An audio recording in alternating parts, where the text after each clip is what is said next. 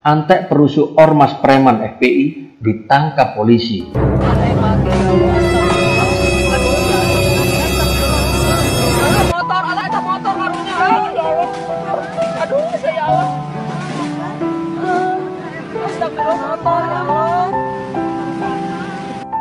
Sudah hampir 75 tahun Indonesia ini merdeka. Tapi mirisnya, toleransi menjadi sesuatu yang teramat mahal hingga saat ini. Seharusnya bangsa ini tidak lagi mempersoalkan terkait saling menghargai dan saling menghormati antar warga yang berbeda suku, ras, golongan, terlebih-lebih berbeda agama. Masalah toleransi semestinya sudah selesai. Namun, apa yang terjadi? Kita masih sering mendengar berita menyedihkan dari berbagai penjuru negeri ini. Kelompok masyarakat minoritas diperlakukan tidak adil oleh mereka yang mengaku dirinya sebagai kaum mayoritas. Bermacam-macam, ada yang rumah ibadahnya ditutup paksa, dirusak, dibakar, hingga mengusik dan membubarkan acara peribadatan. Sungguh, saya merindukan bangsa yang raya ini, bangsa yang bineka ini, bangsa yang katanya menjunjung tinggi nilai-nilai keberagaman ini sudah tidak lagi berbicara tentang mayoritas ataupun minoritas, sebab hal itu hanya akan menimbulkan kepongahan bagi yang mayoritas dan menjadi ketakutan bagi mereka yang minoritas. Namun sayangnya, kata itu tidak hanya diucapkan oleh rakyat bawah. Dari mulut para elit, baik itu para politikus, aparatur pemerintah, dan juga tokoh agama, kedua kata itu masih kerap terucap. Mereka begitu angkuh ketika menjadi mayoritas. Negara ini seperti milik golongannya saja dan menganggap rendah mereka yang minoritas.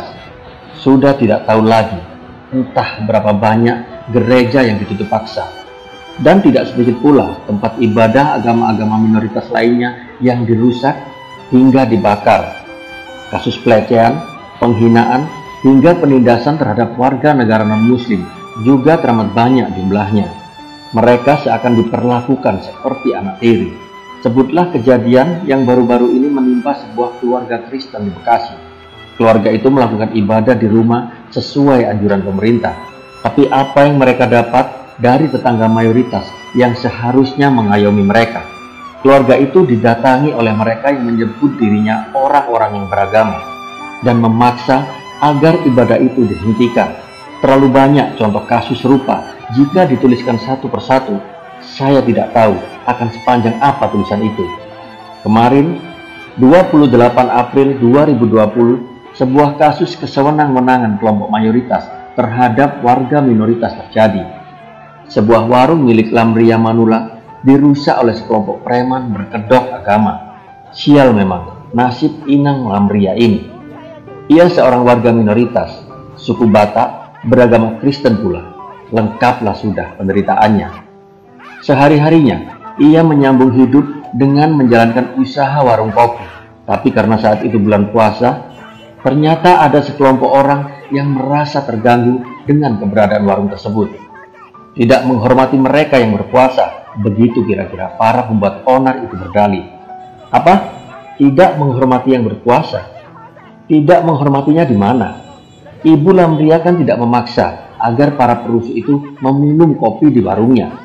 Lalu kenapa mereka merasa terganggu? Kenapa mereka merasa tidak dihormati? Jika saja semua warung makan dan warung kopi tutup ketika bulan Ramadan tiba, lalu di mana tantangannya? Bukankah berpuasa itu merupakan upaya untuk melawan hawa nafsu? Masa baru melihat warung kopi buka saja sudah tidak tahan? Iman apa itu? Menurut saya, semakin banyak warung makan dan minum yang buka, malah akan lebih baik.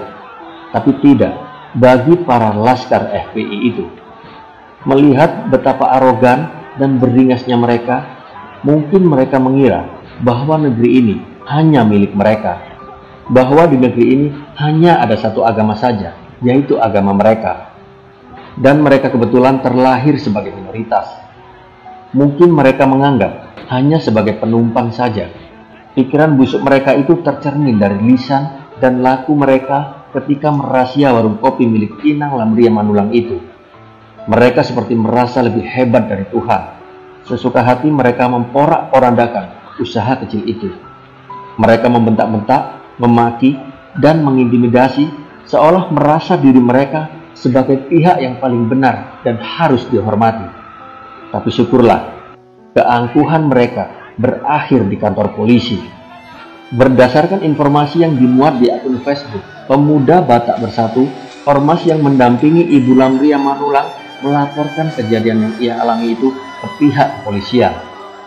Kabarnya bahwa 2 orang pelaku telah ditangkap polisi dan beberapa orang lainnya masih dalam tahap pencarian. Saya berharap semoga pelaku ditindak sesuai hukum yang berlaku. Sebab tindakan main hakim sendiri sebagaimana telah dilakukan oleh Ante FPI itu tidak dibenarkan di negeri ini. Saya meminta supaya kasus ini tidak hanya selesai dengan materai 6.000. Kita sudah muak dengan hal-hal demikian. Berdamai silahkan, tapi proses hukum harus tetap jalan. Salam Indonesia 1. Artikel ini ditulis oleh Hermanto Purba di sewot.com. Bersedia untuk tidak berjualan hingga pukul 5 sore menjelang berbuka puasa. Aksi ini dilakukan sebagai bentuk peringatan kepada pengusaha tempat makan, minuman, serta hiburan untuk dapat menghargai pelaksanaan bulan suci Ramadan dengan tidak beroperasi selama sebulan penuh. Wibowo, Aditya Jufri, Fajar.